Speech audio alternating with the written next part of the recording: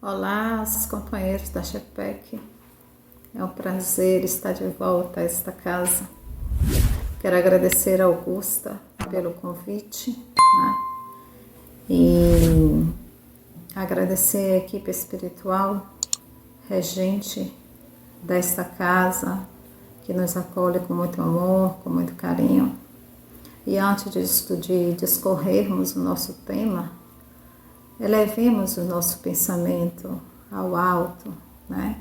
E vamos rogar o amparo, a espiritualidade amiga, para que possamos ser o instrumento e atender a demanda sugerida para o trabalho de hoje, né? Discorrendo essa conversa e rogamos essa Mãe de infinita bondade que nos envolva todos nós, nos dando um amparo para a conversa que teremos. Ave Maria, cheia de graça, o Senhor é convosco. Bendita sois vós entre as mulheres, bendito é o fruto do vosso ventre, nasceu Jesus. Santa Maria, Mãe de Jesus, roga por nós, ó Mãe querida, agora e por toda a eternidade, que assim seja. E nós vamos falar hoje sobre as faces da obsessão.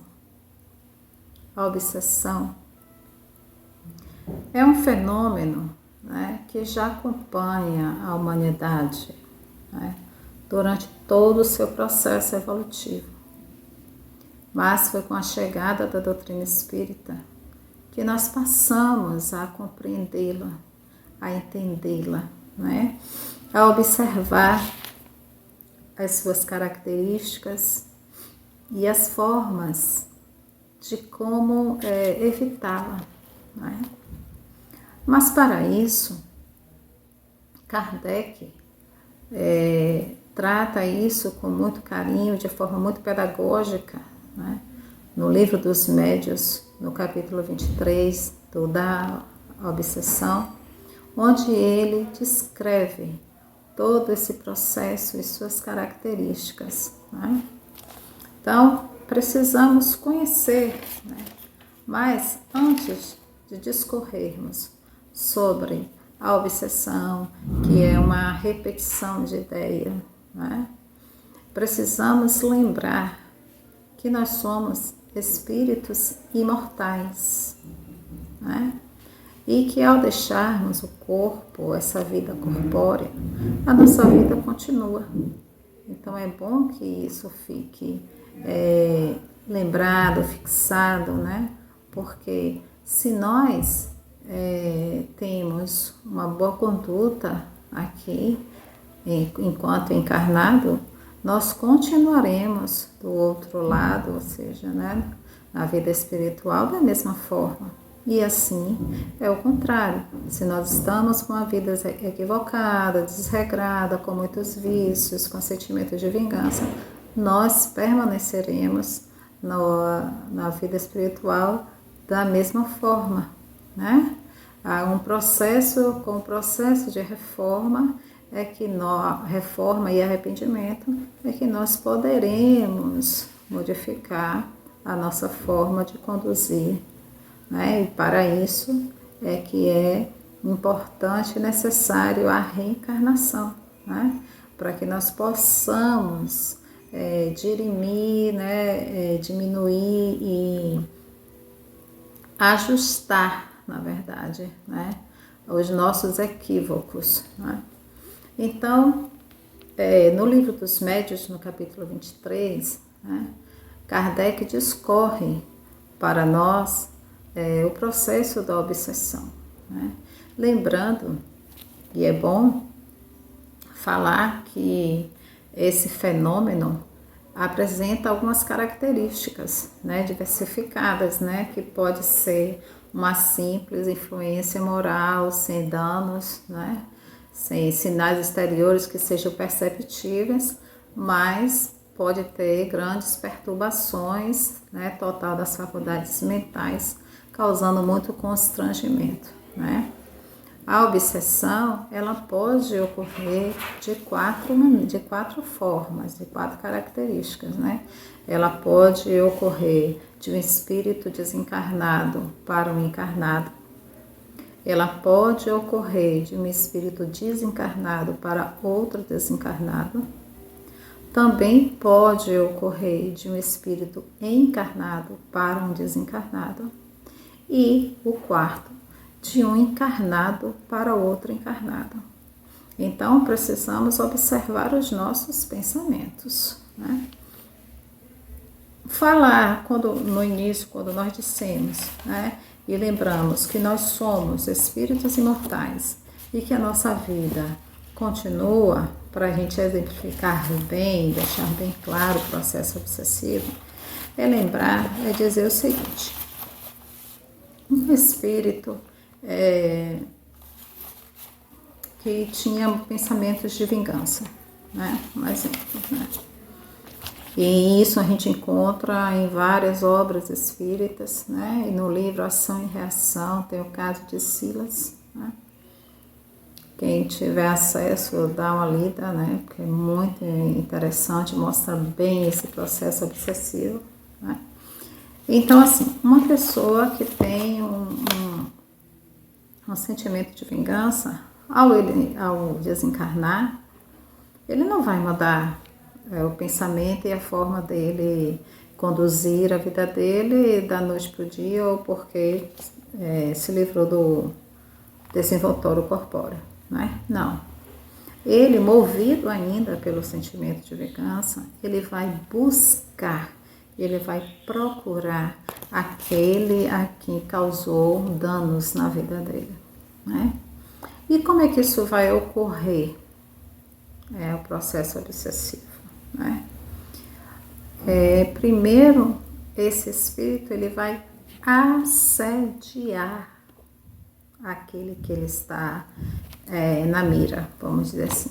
Ele vai assediar, né? Assediando, ele vai observando e vai incutindo os pensamentos, né? Porque nós não podemos esquecer que a nossa mente, a gente tanto transmite pensamento como a gente capta pensamento, né? Então, esse processo da obsessão, né, para que isso ocorra, é necessário que haja um processo de sintonia, né?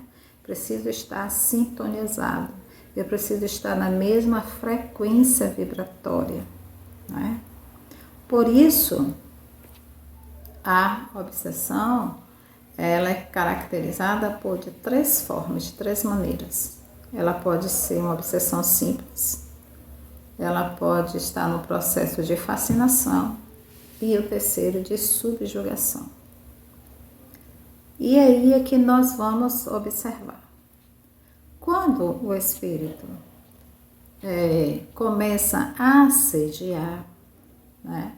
Estamos na obsessão simples. É assim que ocorre a obsessão simples. O espírito não tem o domínio total da mente desse médium, né? Não tem. Então ele vai incutir, né? Ele vai incutir os pensamentos, as ideias. As duas mentes podem se afinizarem, em um único propósito, né? Então eles vão compartilhar o que é comum entre eles, né? Aí vem a questão do vício.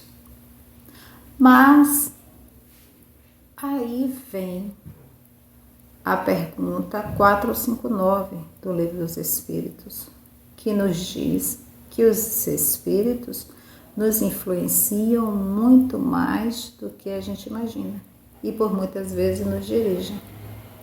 E aí a gente pergunta, mas onde está o nosso livre-arbítrio? Aí é que está. Quando nós estamos em uma obsessão simples, esses pensamentos são incutidos, né? Ideias. Mas nós passamos a nos observarmos. Então, na obsessão simples, Eu posso evitar que isso continue. Posso sair dessa obsessão simples sozinha entre aspas, né? Com a ajuda dos nossos mentores, da nossa, né? Da nossa conduta. E também posso pedir ajuda, né? Uma forma, buscando um centro ou algum lugar que faça o trabalho da desobsessão. Mas a obsessão simples, eu posso me desfazer com mais facilidade do que na fascinação, do que na subjugação. Porque na obsessão simples, o médium, ele sabe muito bem, ele reconhece, ele consegue identificar se um espírito é enganador. Porque, a depender do que é incutido na sua mente, pensamento que é incutido, você passa a observar assim, pô, mas que ideia absurda, eu não faria um negócio desse, não é? Você começa a pensar, mas o espírito vai lhe testando, né? Por quê? Porque eles vão no nosso desejo central, que muitas vezes a gente não conhece. Então, numa obsessão simples, ele vai assediar, vai incutir a ideia, vai lhe dar pensamentos, vai passar um pensamento na sua cabeça. Mas às vezes você pode achar até absurdo aquele pensamento assim, poxa, por que eu pensei isso? Por quê? Porque você começa a vir buscar o seu juízo de valor. Você para e diz assim, poxa, mas isso, eu não faria isso, por que eu pensei dessa forma? Entende? Uma obsessão simples, então. Eu posso observar, eu reconheço o médium, a pessoa, ele reconhece o esforço que está sendo feito para fraudar aquela sua conduta, né? Agora, caberá a mim acatar aquela ideia ou não, né? Aí é a questão do livre-arbítrio. Acatando, né? Vamos dizer, acatando essa ideia, esse pensamento, eu posso passar pelo processo da fascinação, né? A fascinação já é um pouco mais delicada, né? Por que ela é mais delicada? Porque a fascinação, ela vai no processo de sedução, né? O espírito vai lhe seduzir na questão de, ele vai lhe mostrar que ele é um ser de luz, ele vai lhe driblar de tal forma que ele vai fazer você acreditar que ele é um espírito de luz, que ele está ali para lhe orientar, e que você é um médium perfeito, que você dá conta, que você é um médium estudioso, né? Ele vai lhe iludindo, né? O espírito vai lhe iludindo que você não se permite autocrítica, né? Na fascinação, você não se permite, você não se sente obsidiado. E por você não sentir essa influência, você não perceber, é mais difícil o tratamento porque você não acha que está obsidiado. E se você não acha que está doente, você não vai buscar médico, né? Você vai viver nessa ilusão, né?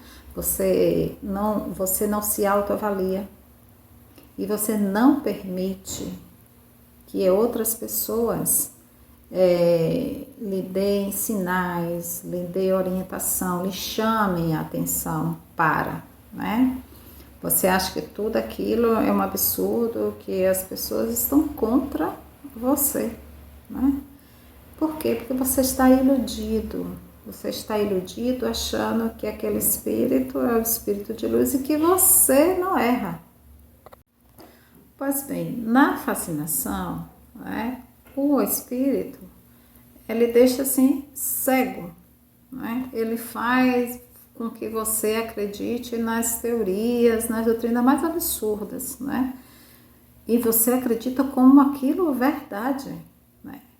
Mesmo as outras pessoas estão vendo, estão percebendo que você está indo por um caminho equivocado, que aquela ideia sua não está coerente, né? Mas você não consegue, o médium fascinado, a pessoa fascinada, não consegue distinguir, né? Não consegue perceber que está indo pelos caminhos mais ridículos, né? Que está lá no livro dos médiuns, quando ele diz assim, ó, o médium em fascinação, o espírito faz com que ele aceite as mais bizarras doutrinas, as falsas teorias como sendo a única expressão de verdade, né? Então, o médium fascinado, ele não crê que está sendo enganado, né? Está lá no livro dos médiuns, no item 239, né? Então, ele não compreende, ele não tem o discernimento de distinguir o que é uma fraude, né? E ele vai sendo seduzido pela ilusão, dando uma confiança cega, né? E vai se comprometendo, vai se tornando mais grave esse domínio do espírito na sua mente, né? Então, deixa bem claro essas duas características da obsessão simples para a fascinação. Porque na obsessão simples, como nós dissemos, a gente consegue distinguir um pensamento, uma ideia que você diz, poxa, isso não condiz comigo, eu não faria isso, por que isso surgiu? Aí fica atenta. Mas, de tanto o espírito estar ali parar de estar sediando, vai ficar repetindo aquela ideia, repetindo, por quê? Porque ele sabe do nosso íntimo, do nosso desejo central. Então ele vai ficar ali batendo, até que um dia você pode ceder, né? Você pode ceder. E quando você vai ceder, ele já começa ali a seduzir de outra forma, já lhe mostrando outras formas grandiosas, que isso lhe vai descendo, e daí não, você está fascinado por esses efeitos, achando que você é o melhor médium do mundo, você achando que você tem razão em tudo, né? Que as outras pessoas são réis mortais e que você que tem o dom da fala, o dom da razão, o dom da sabedoria, né? Então você não consegue discernir, né? E a terceira modalidade é a subjugação, né? A subjugação, ela não se estabelece da noite para o dia, né? A subjugação, ela já saiu do processo de obsessão simples, já passou pela fascinação e agora você está na fascinação, na subjugação. Na subjugação, a intensidade dessa influência é grande demais. Por quê? Porque o espírito obsidiado já cedeu espaço mental, né? A subjugação, ela paralisa a vontade, né? Então, no item 240 do livro dos médiuns, capítulo 23, ele diz assim: a subjugação é uma opressão que paralisa a vontade daquele que a sofre e o faz agir ao seu malgrado. Numa palavra, ele está sobre um verdadeiro jugo, ou seja, ele está sendo comandado, né? Ele já não tem vontade própria, né? O outro já dominou a sua mente, né? E não estou falando de desencarnado para encarnado, não, é de encarnado também para encarnado, né? Quantas pessoas fazem exatamente aquilo que o outro quer? Encarnado deixa de ter a sua vontade para ceder à vontade do outro. E que muitas vezes nem quer, mas não tem nem mais noção. Faz exatamente o que o outro quer, né? Então você já está subjugado, você já está vivendo uma espécie de ilusão sem sensatez, né? E no próprio livro dos médiuns, ele nos traz como é que a gente reconhece a obsessão, né? Quais são as características para que a gente reconheça um processo obsessivo, né? E ele nos dá exatamente 9 itens de como a gente reconhecer o processo obsessivo, né? E o primeiro deles, ele diz assim, Kardec fala assim, a primeira característica para você observar um processo obsessivo é persistência de um espírito em se comunicar com bom grado ou mau grado, pela escrita, pela audição, pela tipologia, opondo-se a que outros espíritos possam fazê-los. Então é algo que a gente precisa estar observando, essa persistência, e nessa persistência ele não permitir que outros espíritos se comuniquem, venham dar seu recado, né? A segunda característica que Kardec nos chama a atenção e nos convida a observar é a questão da ilusão.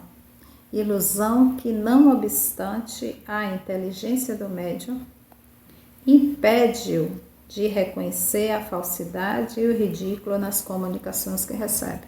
Então, se eu não analiso, né, as comunicações que recebo, se eu não vejo nada de anormal e outras pessoas estão percebendo, então é bom que a gente observe isso. Antes de continuar as outras características que devemos observar, é bom lembrar também que a fascinação não ocorre, vamos dizer, estou falando agora, não ocorre apenas com uma pessoa. Ele pode fascinar um grupo inteiro, né?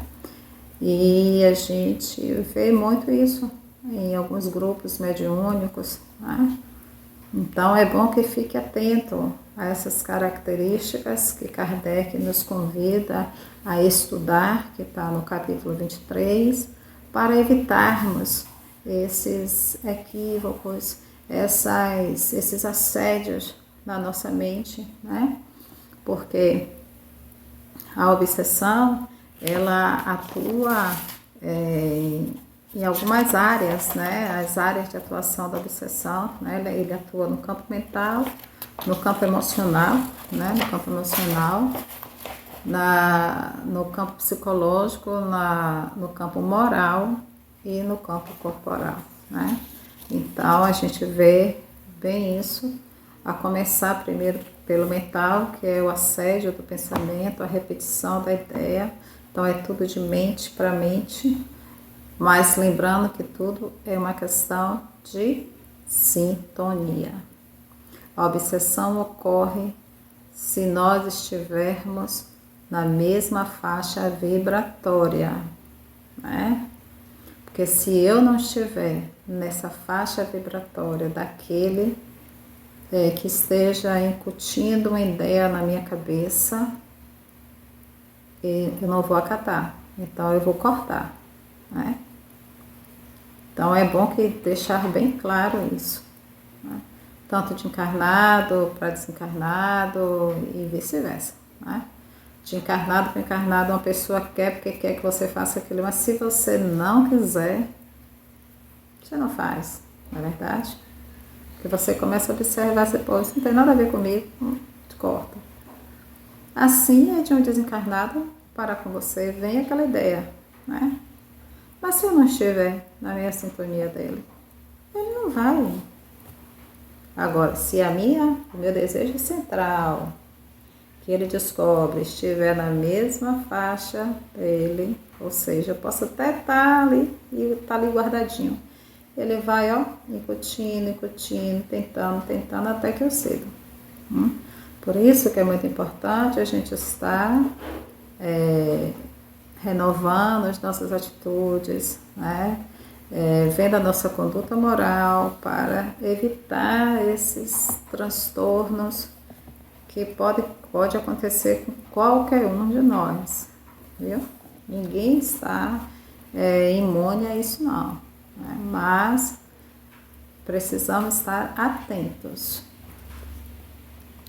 A terceira característica que Kardec nos convida a prestarmos atenção é a crença na infabilidade e na identidade absoluta dos espíritos que se comunicam e que, sob nomes respeitáveis e venerados, dizem coisas falsas e absurdas, né? Então, não é acreditar, o espírito assinou, foi deu uma mensagem, disse que era doutor Bezerra. Vamos observar, né? Vamos observar a qualidade dessa comunicação, vamos observar o linguajar, né? Vamos observar as coerências das palavras, porque não estamos livres de qualquer espírito equivocado se disfarçar e nos apresentar dizendo que é um espírito de luz e a gente se passa despercebido. Então, é importante que fiquemos atentos, que estudemos, né? A terceira característica é a confiança do médium nos elogios que eles dão aos espíritos que se comunicam por ele. Então, vamos tomar cuidado com os elogios, né? A gente sempre diz assim, o elogio pode vir. Agora, o que eu faço desse elogio é que é o problema, né? Se eu simplesmente recebi o elogio, mas ele não me afetou, assim, não me envaideceu, não há problema nenhum. Agora, se dentro de mim ele infla o meu ego, aí, ó, porta aberta para uma repetição de ideias, para uma fixação mental, tá? Então, vamos tomar cuidado, né? Outra característica muito acometida, uma pessoa em processo obsessivo, é a disposição para se afastar das pessoas que podem dar avisos úteis, né? Então, principalmente quando ele está fascinado, né? Quando ele está no processo de fascinação, a primeira coisa que ele faz é se afastar daqueles que ficam alertando a ele, porque incomoda, né? Então, o que é que o espírito faz? Primeira coisa é tirar ele dali de campo, né?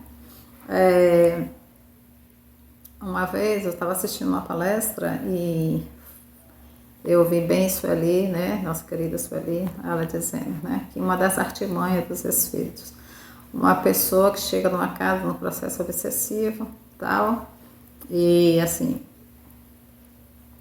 pode ser um processo obsessivo de uma história de séculos, uma obsessão que já vem séculos e séculos acompanhando esse espírito em diversas encarnações. Não vai ser em um mês, 3 vezes que a gente vai doutrinar isso e vai estar tudo ok, né? E aí o que é que acontece? A pessoa vai para o centro, faz o tratamento, né? Tratamento espiritual, assiste às doutrinárias, faz todos os requisitos e quando ela melhora lá, o que é que ela faz? Desaparece. Desaparece da casa. Por quê? Porque a primeira coisa que o espírito faz é isso. Se afasta, você baixa a guarda e diz assim, bom, eu vou me afastar um pouco para ele pensar que já está curado. E aí ele sai da casa espírita e depois retorna com o mesmo processo obsessivo, porque a artimanha do espírito se afastou, fez com que ele achou que já estava tudo pronto e depois ele retorna com o mesmo problema e às vezes volta até com um processo mais grave, né? Então, começou o tratamento, termine seu tratamento, né?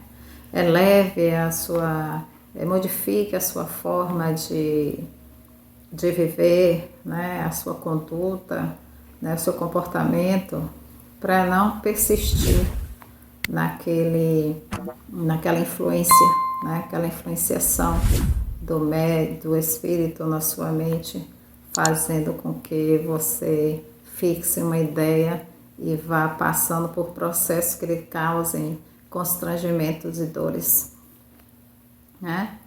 A sexta característica é levar mal a crítica a respeito das comunicações que recebe, né?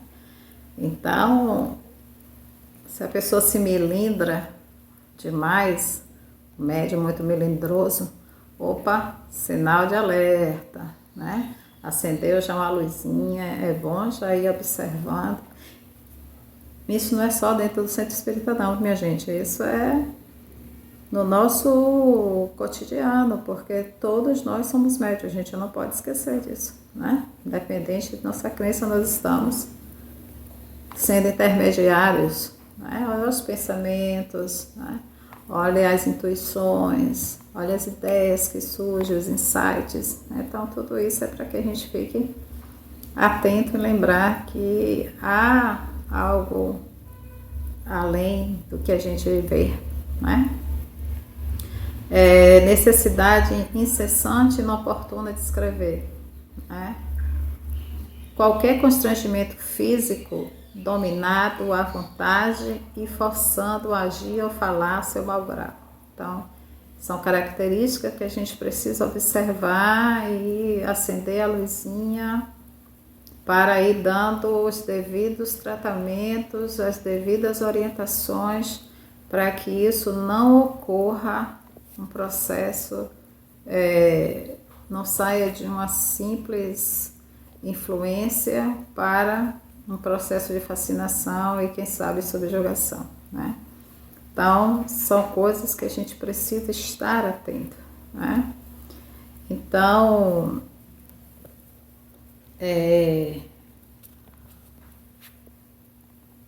Kardec, falar da obsessão é falar da nossa conduta. É lembrar que por sermos espíritos imortais, por sermos espíritos que vamos vindo em processos reencarnatórios, trazemos bagagens e ajustes para serem melhorados, né? Isso nos diz que nós temos histórias dando continuidade. E trabalhar a obsessão é melhorarmos o nosso padrão vibratório, é nós trabalharmos no caminho do bem, é nós fazermos o uso diário da prece, é usar o nosso código moral, que é o Evangelho, no nosso cotidiano, é saber usar o nosso livre-arbítrio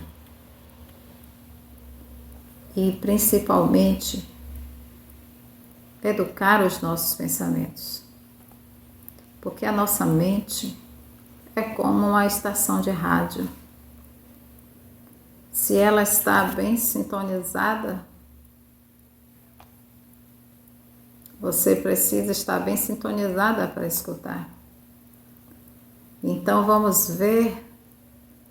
vamos cuidar da nossa mente, para que possamos estar na faixa vibratória certa.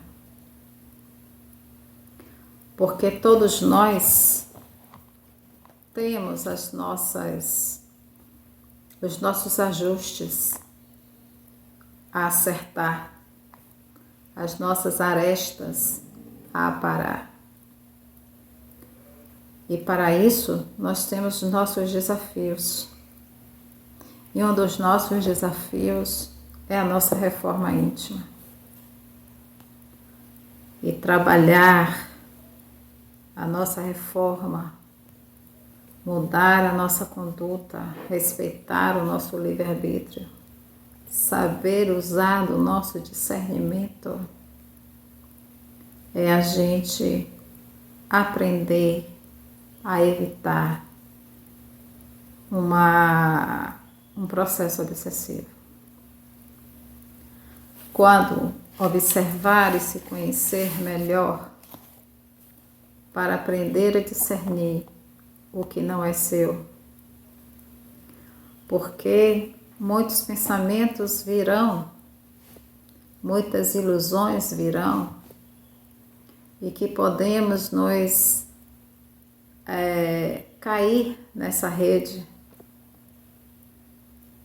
E se nós não observarmos o nosso código moral, a gente pode seguir esse barco e afundar. Mas eu posso também observar e decidir não ir nesse barco e refazer o caminho de volta no bem, na conduta, do que me faz bem. Porque não podemos esquecer, e isso uma vez eu vi Sueli Caldas falando, que nós somos o que pensamos, mas também somos a soma de muitos que pensam como pensamos. Então, cuidar do nosso pensamento, cuidar da forma como estamos vivendo, porque Jesus já disse a cada um segundo as suas obras. Então, vamos fazer o que é bom, vamos fazer o que nos faz bem e que faz bem ao outro.